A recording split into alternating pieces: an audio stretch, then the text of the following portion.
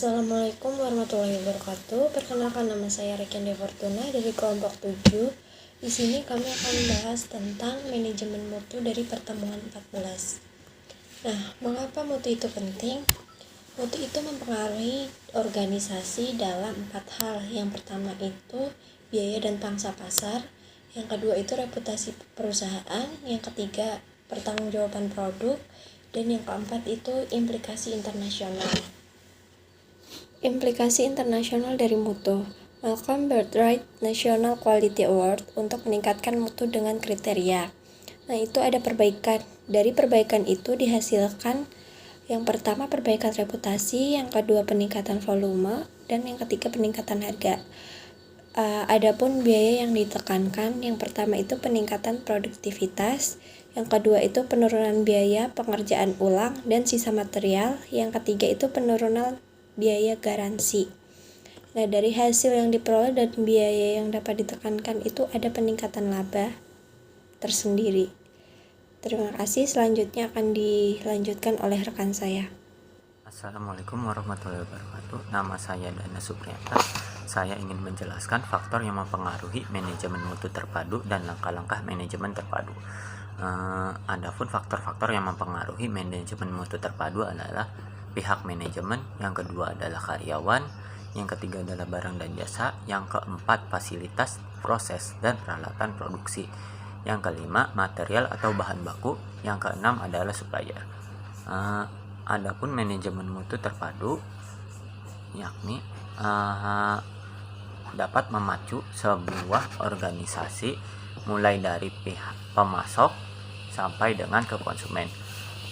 Yang kedua, menekankan kepada komitmen manajemen untuk mencapai kesempurnaan di berbagai aspek barang dan jasa yang penting bagi konsumen.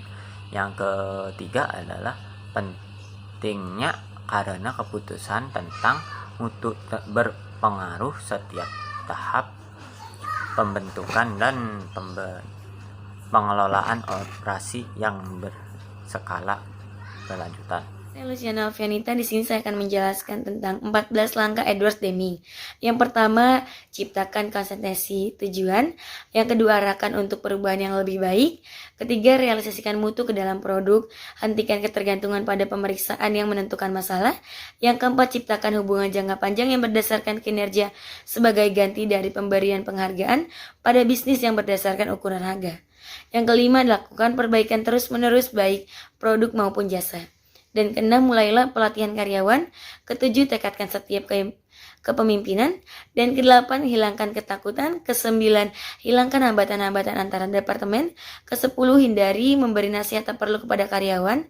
Kesebelas, dukung, bantu, dan perbaiki. Dan ke-12 adalah hilangkan perasaan bangga akan pekerjaannya. Dan ke-13, bentuk berbagai program pendidikan dan perbaiki diri. Di sini yang 14 yang terakhir, usahakan agar setiap orang di perusahaan bekerja dalam kegiatan perubahan perusahaan. Selanjutnya saya akan menjelaskan tentang instrumen dalam manajemen mutu terpadu, yang dimana ada rumah mutu. Rumah mutu ada memiliki beberapa langkah. Langkah pertama, menentukan keinginan konsumen. Langkah kedua, mengidentifikasi atribut barang dan jasa. Yang ketiga, membuat hubungan antara keinginan konsumen dengan cara barang dan jasa terpenuhi. Dan yang selanjutnya, mengevaluasi produk saingan dan mengembangkan spesifikasi kinerja kerja atas penemuan kebutuhan konsumen. Dan yang terakhir, menerapkan cara-cara tersebut pada tahapan konversi yang tepat. Di sini ada metode Taguchi, yang dimana ada 3 konsep penting. Yang pertama, ketegaran mutu. Ketegaran mutu di mana ada seragam dan konsisten dalam kondisi manufaktur dan lingkungan yang tidak ideal. Dan ada fungsi kehilangan mutu, yang dimana ada biaya berbanding lurus dengan rendahnya mutu. Dan yang terakhir adalah spesifikasi target, di mana ada peningkatan mutu berkelanjutan untuk memproduksi sesuai target. Sekian dari saya, akan dilanjutkan kembali oleh teman saya. Terima kasih. Saya Nabila Damayanti akan menjelaskan tentang diagram Pareto hukum 80-20. Diagram Pareto merupakan metode untuk mencari sumber kesalahan, masalah-masalah atau kerusakan produk agar dapat membantu menyelesaikannya. Hukum 80-20 yaitu 80% masalah bersumber dari 20% penyebabnya, sehingga bisa diaplikasikan pada banyak hal, termasuk alokasi prioritas.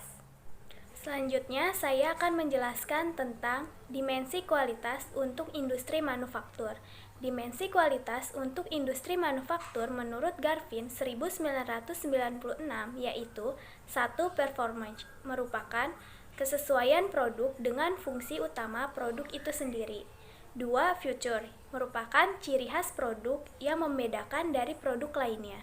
3. Reliability, merupakan kepercayaan pelanggan terhadap produk karena kehandalannya atau karena kemungkinan kerusakan yang rendah. 4. Conformance, merupakan kesesuaian produk dengan syarat, ukuran, karakteristik desain, dan operasi yang ditetapkan. 5. Durability, merupakan tingkat ketahanan produk atau lama umur produk. 6. Serviceability, merupakan kemudahan perbaikan atau ketersediaan komponen produk. 7. Estetik, merupakan keindahan atau daya tarik produk. 8. Perception, merupakan fanatisme konsumen terhadap merek suatu produk tertentu karena citra atau reputasinya. Kualitas pada industri manufaktur, selain menekankan pada produk yang dihasilkan, juga perlu diperhatikan kualitas pada proses produksinya. Selanjutnya, saya akan menjelaskan tentang dimensi kualitas pada industri jasa. Dimensi kualitas pada industri jasa menurut Garvin 1996 yaitu 1. Communication, merupakan hubungan antara penerima jasa dengan pemberi jasa. 2. Credibility, merupakan kepercayaan pihak penerima jasa terhadap pemberi jasa. 3. Security, merupakan keamanan terhadap jasa yang ditawarkan. 4. Knowing the customer, merupakan pemahaman pemberi jasa terhadap kebutuhan dan harapan pemakai jasa. 5. Tangibles, merupakan memberikan pelayanan kepada pelanggan harus dapat diukur atau dibuat standarnya. 6. Reliability, merupakan konsistensi kerja pemberi jasa dan kemampuan pemberi jasa dalam memenuhi janji para penerima jasa.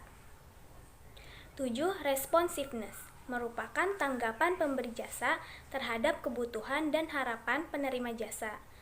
8. Competence, merupakan kemampuan atau keterampilan pemberi jasa untuk memberikan jasanya kepada penerima jasa. 9. Access, merupakan kemudahan pemberi jasa untuk dihubungi oleh penerima jasa. 10. Courtesy, merupakan kesopanan, respek, perhatian, dan kesamaan dalam hubungan personil. Dalam meningkatkan kualitas jasa yang ditawarkan, tidak semudah usaha meningkatkan kualitas produk, karena karakteristiknya yang unik. Peningkatan kualitas jasa juga akan berdampak pada organisasi secara menyeluruh. Terima kasih. Assalamualaikum warahmatullahi wabarakatuh. Saya Vicky Leonardo akan menjelaskan tentang biaya kualitas. Biaya kualitas adalah biaya untuk melaksanakan dengan benar sejak awal ditambah dengan biaya yang disebabkan karena pengendalian mutu yang tidak memadai. Ada 4 kategori utama yang dikaitkan dengan biaya kualitas, yaitu yang pertama, biaya pencegahan. Biaya yang terkait dengan mengurangi kemungkinan komponen atau jasa mengalami kerusakan, contohnya pelatihan, program, peningkatan kualitas. Yang kedua, peningkatan penaksiran. Biaya yang dikaitkan dengan proses evaluasi produk, proses, komponen, dan jasa, contohnya biaya pengujian, laboratorium, dan pemeriksa. Berikutnya yang ketiga, kegagalan internal. Biaya yang diakibatkan oleh produksi komponen atau jasa yang rusak sebelum diantarkan ke pelanggan. Contohnya rework, scrap, dan waktu tunggu akibat mesin rusak.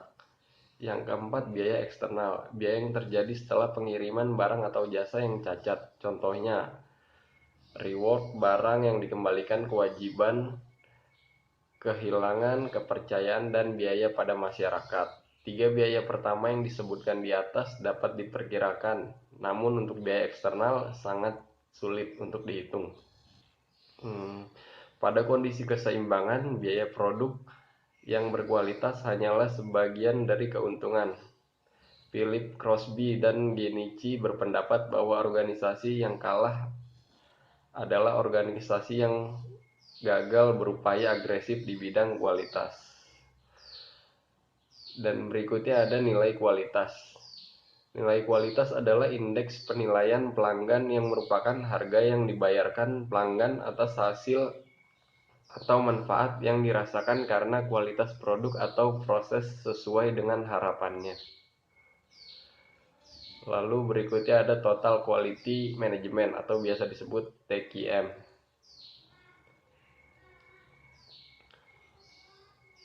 Yang pertama, menempatkan mutu sebagai strategi usaha. Yang kedua, melibatkan setiap fungsi dan anggota organisasi dalam upaya peningkatan mutu. Yang ketiga, berorientasi sepenuhnya pada kepuasan pelanggan dan